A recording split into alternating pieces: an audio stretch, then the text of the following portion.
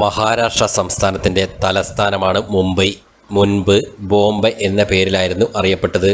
1,30,00,000 ആളുകൾ വസിക്കുന്ന മുംബൈ ഇന്ത്യയിലെ ഏറ്റവും അധികം ജനസംഖ്യയുള്ളതും ഏറ്റവും ജനസാന്ദ്രതയുള്ളതുമായ നഗരമാണ്.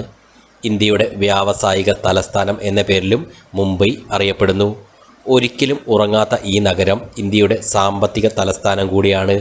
നഗരപ്രാന്തം കൂടി ഉൾപ്പെടുന്ന മുംബൈ മെട്രോപൊളിറ്റൻ സിറ്റി 25 ദശലക്ഷം ജനസംഖ്യയോടുകൂടെ ലോകത്തിലെ തന്നെ ഏറ്റവും വലിയ 6ാമത്തെ മെട്രോ നഗരമാണ്. മുംബൈയിലെ ആഴക്കടൽ തുറമുഖത്തിലൂടെയാണ് ഭാരതത്തിലെ 50% ചരക്കു ഗതാഗതവും നടക്കുന്നത്. മുംബൈ ഇന്ത്യയുടെ വ്യാപാര വിനോദ തലസ്ഥാനം കൂടിയാണ്.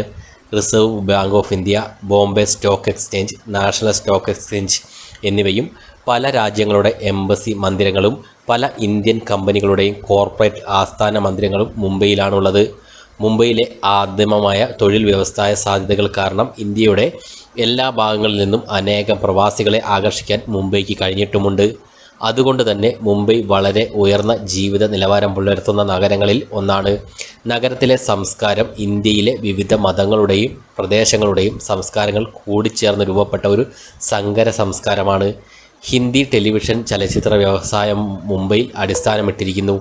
നഗരത്തിനുള്ളിൽ തന്നെയുള്ള സഞ്ജയ് ഗാന്ധി നാഷണൽ പാർക്ക് മുംബൈക്ക് നഗരത്തിനുള്ളിൽ തന്നെ ഒരു ദേശീയ ഉദ്യാനമുള്ള ചുരുക്കം ചില നഗരങ്ങളുടെ പട്ടികയിൽ ഇടം നൽകുന്നു. മുംബൈ എന്ന പേര് ഹിന്ദു ദേവതയായ മുംബാദേവിയുടെ പേരിൽ നിന്നും ആയി എന്നറിയപ്പെട്ടിരുന്ന മറാത്തികളുടെ ദേവതയുടെ പേരിൽ നിന്നും ആവിർഭവിച്ചതെന്നാണ് വിശ്വാസം.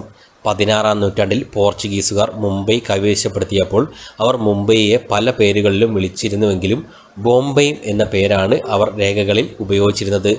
17ാം നൂറ്റാണ്ടിൽ ബ്രിട്ടീഷുകാരുടെ ആഗമനത്തോടെ അവർ ആംഗ്ലേയവൽക്കരിച്ച് ബോംബെയിനെ ബോംബെ എന്ന് വിളിച്ചു. എന്നിരുന്നാലും മറാത്തികൾ മുംബൈ എന്നും ഗുജറാത്തികൾ മുംബൈ എന്നും ഹിന്ദിയിൽ ബംബൈ എന്നുമാണ് ഈ നഗരം അറിയപ്പെട്ടിരുന്നത്. 1995-ൽ ഔദ്യോഗികമായി നഗരത്തിൻ്റെ പേര് വീണ്ടും മുംബൈ എന്നാക്കി തീർത്തു. എന്നിരുന്നാലും പല നഗരവാസികളും നഗരത്തിലെ പല പ്രസിദ്ധ സ്ഥാപനങ്ങളും നഗരത്തെ ഇന്നും ബോംബെ എന്ന് തന്നെ വിളിച്ചു വരുന്നു. ബോംബെ എന്ന വാക്കിൻ്റെ പോർച്ചുഗീസ് ഭാഷയിലെ അർത്ഥം നല്ല ഉൾക്കടൽ എന്നാണ്. BC 250-ൽ തന്നെ ഇവിടെ മനുഷ്യർ ജീവിച്ചിരുന്നു എന്നതിൻ്റെ രേഖാമൂലമായ തെളിവുണ്ട്. അന്ന് ഹെപ്തനേഷ്യ എന്നാണത്രേ ഈ പ്രദേശം അറിയപ്പെട്ടിരുന്നതും. ബോംബെയുടെ പ്രധാനപ്പെട്ട വാണിജ്യ കേന്ദ്രം ഫോർട്ട് മേഖലയാണ്.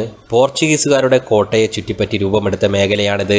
താജ്മഹൽ ഹോട്ടൽ പോലെയുള്ള വൻകിട ഹോട്ടലുകളും reserve bank of India, Bombay stock exchange എന്നിങ്ങനെയുള്ള വമ്പൻ സാമ്പത്തിക സ്ഥാപനങ്ങളും നിലനിൽക്കുന്ന ഇവിടം ബോംബെയുടെ ഏറ്റവും പ്രധാനപ്പെട്ട സാമ്പത്തിക വാണിജ്യ കേന്ദ്രമാണ്.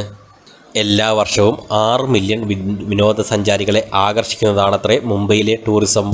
ലോകത്ത് ഏറ്റവും കൂടുതൽ സന്ദർശിക്കപ്പെടുന്ന 30ാമത്തെ നഗരവുമാണത്രേ മുംബൈ.